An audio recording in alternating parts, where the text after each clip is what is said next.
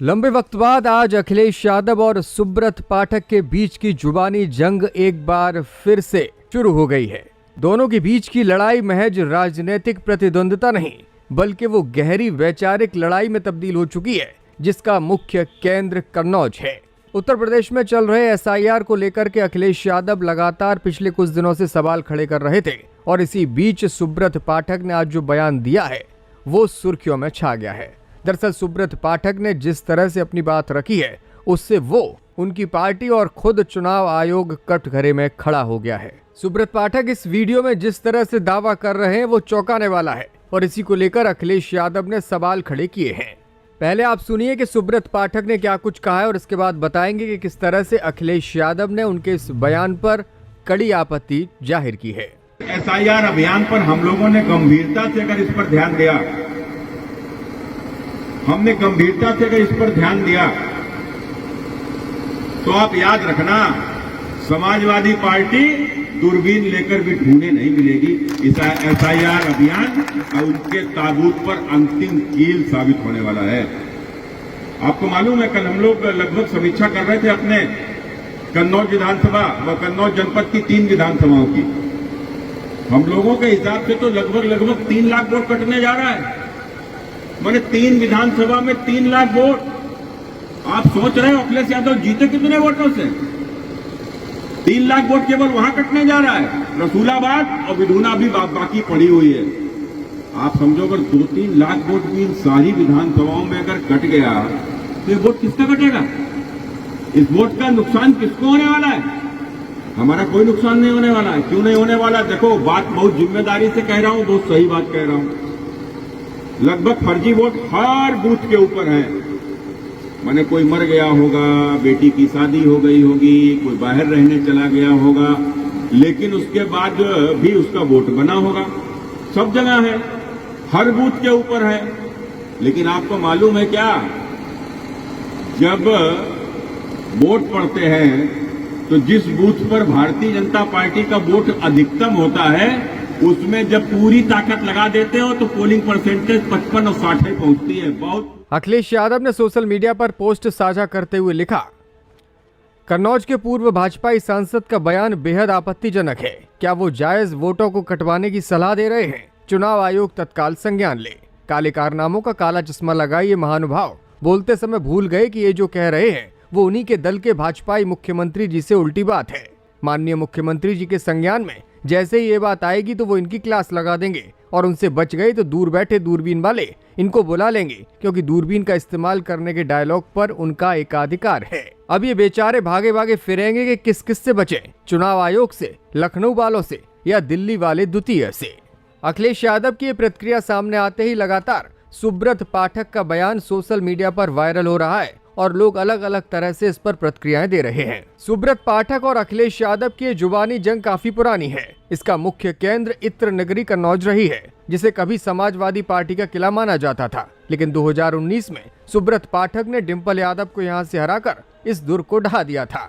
तब से लेकर अब तक दोनों नेताओं के बीच तीखी बयानबाजी के कई दौर चले हैं। साल 2009 में सुब्रत पाठक पहली बार अखिलेश यादव के खिलाफ लड़े थे। अखिलेश यादव को इस चुनाव में जीत हासिल हुई थी। 2014 में एक बार फिर से सुब्रत पाठक ने डिंपल यादव को टक्कर दी, लेकिन डिंपल यादव करीबी मुकाबले में यहां जीत गई।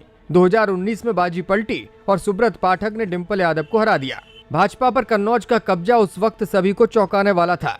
2024 में अखिलेश यादव खुद कन्नौज के मैदान में उतर गए थे और सुब्रत पाठक को लंबे अंतर से उन्होंने हराया।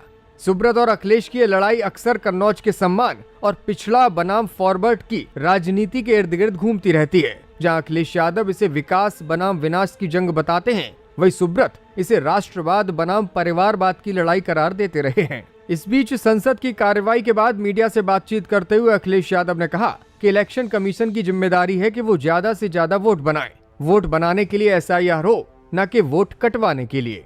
राज्य में तो मुख्यमंत्री जी घबरा गए।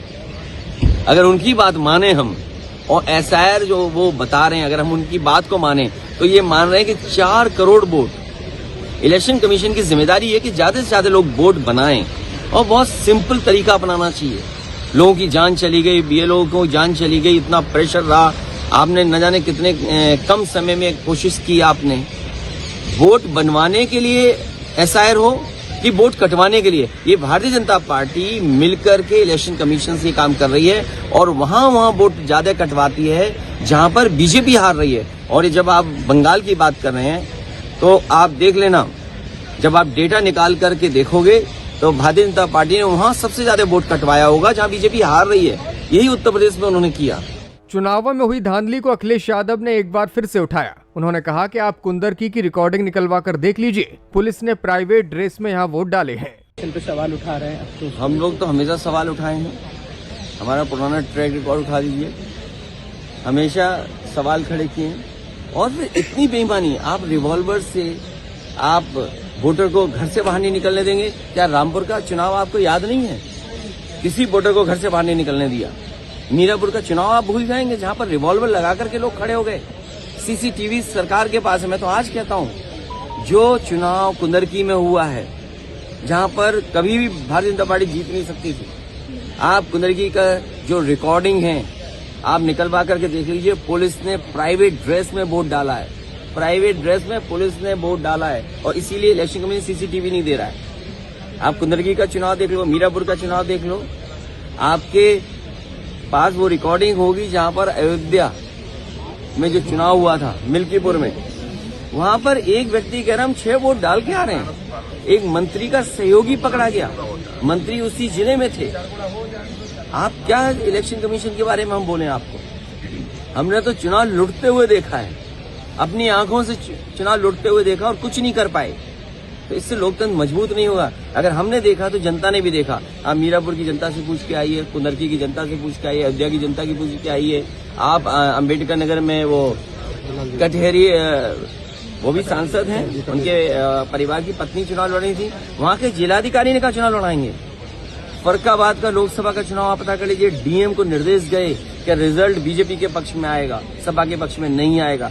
बिजली कितनी बार काटी गई, लाठी कितनी बार चलाई गई और डीएम ने और एसएसपी ने पैसा लिया था। बेईमानी नहीं करेंगे, ये बात मैं ऑन रिकॉर्ड कह रहा हूँ। एसआईआर को लेकर सत्तारूढ़ पार्टी को घेरते हुए अखिलेश बोले कि एसआईआर भाजपा की सोची समझी रणनीति और षड्यंत्र है। और 1.5 करोड़ लोग संदिग्ध की श्रेणी में हैं। तो इसका मतलब 2 करोड़ लोग हो गए इस तरह।